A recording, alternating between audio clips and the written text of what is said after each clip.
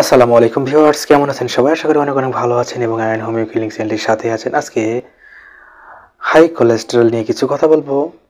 অর্থাৎ high cholesterol কমাতে কি করবেন, উচ্চ মাত্রায় কোলেস্টেরল কমাতে কোন কোন পদক্ষেপগুলি গ্রহণ করবেন এবং কোন কোন খাবারগুলি খাবেন এবং কোন কোন খাবারগুলি খাবেন না, সে বিষয়ে আপনাদের সঙ্গে আলোচনা করব।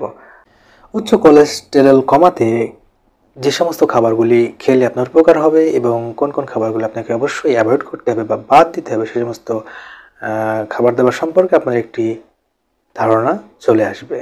ভিউয়ার্স, উচ্চমাত্রার কোলেস্টেরল দিন দিন বেড়েই চলেছে। আমরা প্রতিনিয়ত যে সমস্ত খাবার দাবার খাচ্ছি তার সঠিক হিসেব নিকেশ করে খাবারটি গ্রহণ না করার কারণেই আমাদের উচ্চ মাত্রার কোলেস্টেরলটি প্রতিনিয়ত অনেকেরই ভিতরেই বৃদ্ধি পাচ্ছে।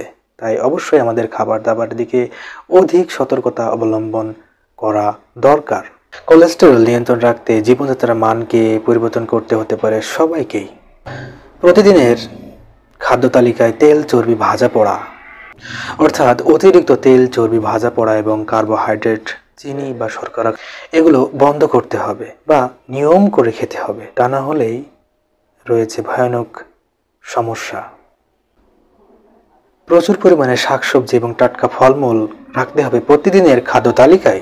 এগুলো আপনার উচ্চমাত্রার কোলেস্টেরলকে নিয়ন্ত্রণ রাখতে গুরুত্বপূর্ণ ভূমিকা পালন করবে। বিভিন্ন শস্যদানা আপনার উচ্চমাত্রার কোলেস্টেরলকে নিয়ন্ত্রণ করতে সাহায্য করে থাকে, তাই এই সমস্ত খাবার দাবারগুলিও গ্রহণ করতে হবে।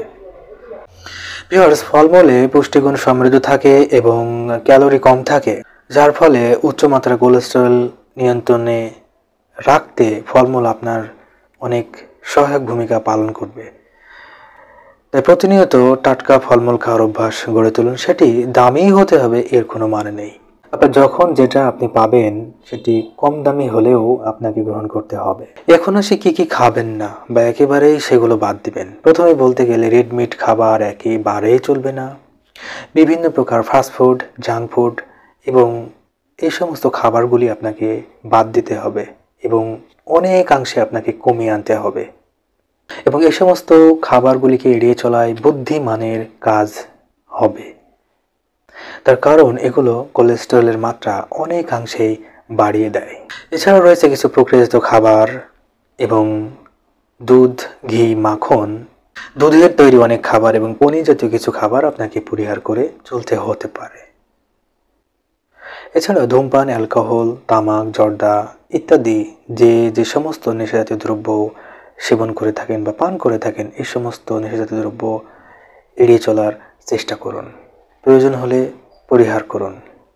এছাড়াও ডুবো তেলে ভাজা খাবার এড়িয়ে চলুন। ভিউয়ার্স, স্বাস্থ্যকর খাবারের পাশাপাশি একটু হাঁটাচলা করুন, একটু ফিজিক্যাল এক্সারসাইজ করুন এবং কিছু নিয়মকানুন মেনে চলুন।